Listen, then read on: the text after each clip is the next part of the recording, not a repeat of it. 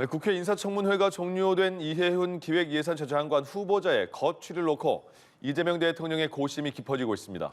청와대는 당장 결론을 내리기보다는 주말 동안 민심의 흐름과 여야 반응을 지켜보겠다는 방침입니다. 성승환 기자입니다. 이재명 대통령은 최근 이해훈 후보자 논란과 관련해 청문회 과정에서 본인 해명과 국민의 판단을 지켜봐야 한다는 입장을 밝힌 바 있습니다. 이해훈 지명자에 대해서 어떻게 할지는 아직 결정은 못했어요.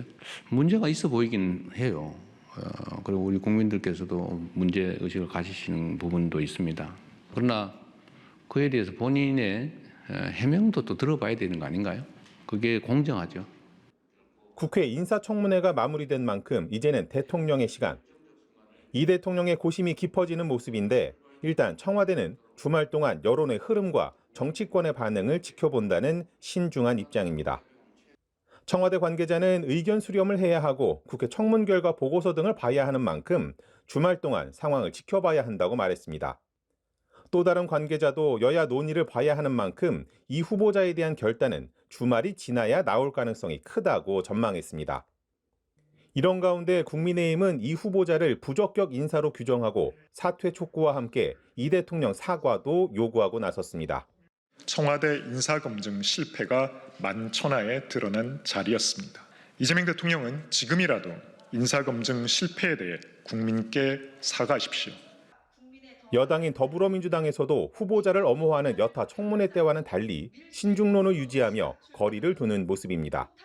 판단은 이제 국민의 몫이라고 생각합니다. 국민께서 판단하시는 바를 바탕으로 해서 국민의 시각에서 국민의 눈높이에 맞게 진행할 것으로.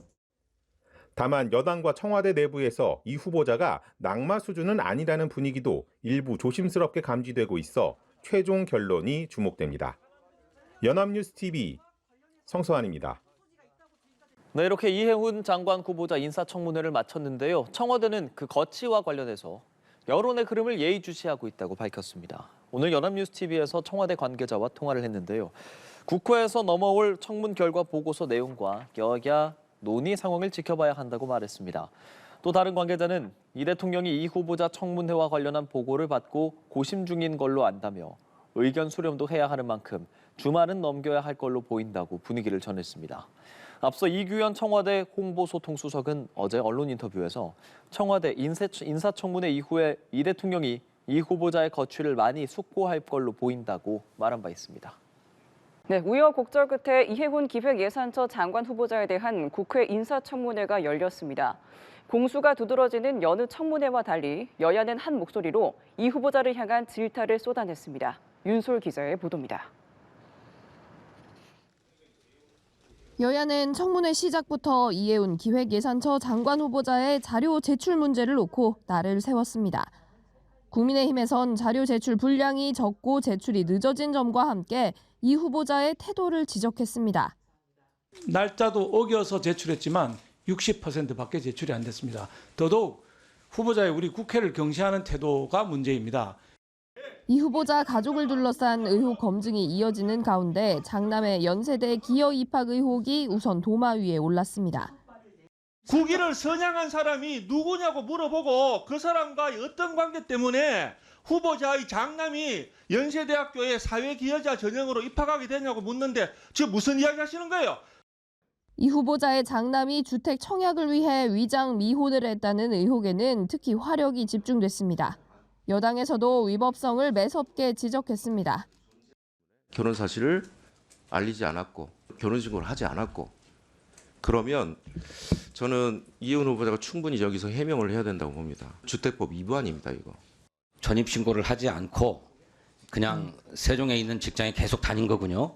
우리 주민등록법을 위반한 거잖아요. 청문회장에선 이 후보자가 국회의 보좌 직원을 향해 폭언을 하는 등 이른바 갑질을 했다는 논란도 도마에 올랐고 그때 이해훈 후보자 보좌진 갑질이 더 심각하거든요. 강선우 후보자는 사퇴했는데 이해훈 후보자는 왜 아직까지 사퇴 안 하고 계십니까? 질의 도중 호통도 나왔습니다. 양심이 있습니까? 네. 그리고 의원님. 양심 있어요? 네, 의원님.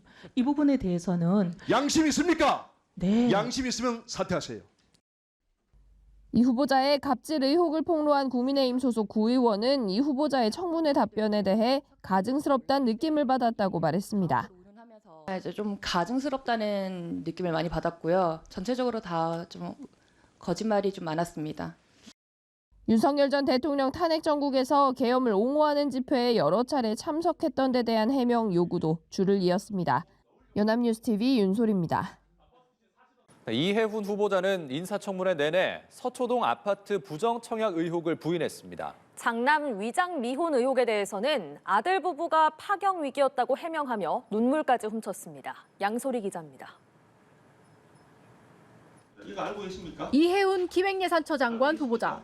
장남의 위장 미혼으로 서울 반포동 레미안 원펜타스 청약에 당첨됐다는 의혹에 당신은 아들이 파경 위기였다고 해명했습니다. 혼례를 올리고 곧바로 좀 문제가 생겼습니다. 두 사람의 관계가 깨어진 상황이라 청약 모집 공고 전까지 서울 용산 전셋집에서 아내와 함께 살던 장남이 공교롭게도 이 후보자 가족이 반포동 아파트에 전입해야 하는 시기 파경 위기를 겪으며 이 후보자와 살다가 그 이후 관계를 회복해 세대를 분리했다는 겁니다. 황당하다는 질타가 이어지자 이 후보자는 장남이 파경 위기 겪은 충격으로 지금까지 치료를 받고 있다며 눈물을 훔쳤습니다. 관계가 파경이 되면서 이 모든 게 이제 정신적인 압박과 스트레스 등등으로 굉장히 최악의 상황으로 치달아서 발병도 하고. 이 후보자의 눈물에도 질타는 이어졌고 현재 가치 80억 원에 달하는 아파트를 포기하겠냐는 질문에 필요하면 이 아파트 내가 포기하겠다. 이 정도는 각오를 가지셔야 그런 용의가 있으신 거예요? 이 후보자는 목맨 목소리로 네라고 답했습니다. 보좌진 갑질 의혹에 대해 이 후보자는 반성한다며 자세를 낮췄습니다. 저와 함께했던 소중한 동료들에게 상처를 드린 점을 제대로 보지 못했습니다. 뼈저리게 반성합니다. 다만 인천 영종도 땅 투기 의혹과 관련 토지 매입 당시 KDI에서 예비 타당성 조사를 통해 미리 정보를 획득했다는 지적에 당시 조사는 영종도 개발과 전혀 상관없었다고 해명했습니다. 또 연이어 나온 비망록 의혹에 대해서는 자신이 작성한 게 아니라며 작성하지도 않은 기록으로 오해와 의혹을 받는 데에 굉장히 동의하기 어렵다고 밝혔습니다. 연합뉴스TV 양소리입니다. 오늘 인사청문회에서는 이해훈 기획예산처 장관 후보자 개인사 논란과 별개로 경제정책 구상에 대한 검증도 이뤄졌습니다. 과거 이 후보자는 적극 재정에 비판적인 견해를 밝힌 바 있는데요. 청문회에서는 저성장 국면을 돌파하기 위해 적극적 재정이 필요하다는 입장을 내놨습니다. 김주영 기자입니다. 이해훈 기획예산처 장관 후보자는 인사청문회에서 이재명 정부의 적극 재정 기조에 힘을 실었습니다. 지금 현재 상황은 4분기 연속으로 0% 성장을 하고 있는 이런 상황에서는 적극적 재정이 무엇보다 필요하고 다만 재정의 생산성과 지속 가능성도 중요하다고 강조했습니다.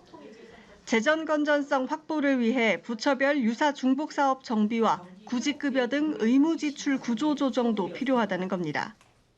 재정이 필요한 시점에 제 역할을 충실히 하면서도 데이터와 성과 분석에 기반한 재정 운영을 통해서 예산의 효율성을 극대화하는 똑똑한 재정을 하자는 것이 저의 일관된 지론입니다.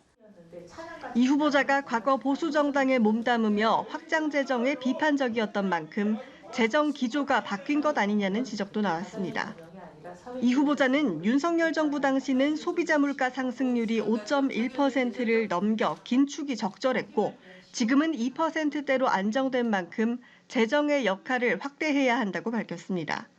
재정 정책에 대한 입장은 그때나 지금이나 다름은 없습니다. 왜냐하면 확장이냐 긴축이냐를 결정하는 기준은 그때 당시의 경제 여건, 그리고 재정 수지, 그리고 통화 정책, 물가 등등 각종 경제 변수를 종합 고려해야 된다고 보는데 이 후보자는 과거 기획예산처는 경제 정책과 예산 기능을 분리해 견제와 균형을 이뤘지만 원팀이 되지 못해서 실익은 훼손됐다는 지적도 있었다고 언급했습니다. 그러면서 18년 만에 새로 출범하는 기획예산처는 원팀으로서 조율과 화합을 잘 이뤄내겠다고 밝혔습니다. 연합뉴스 TV 김주영입니다.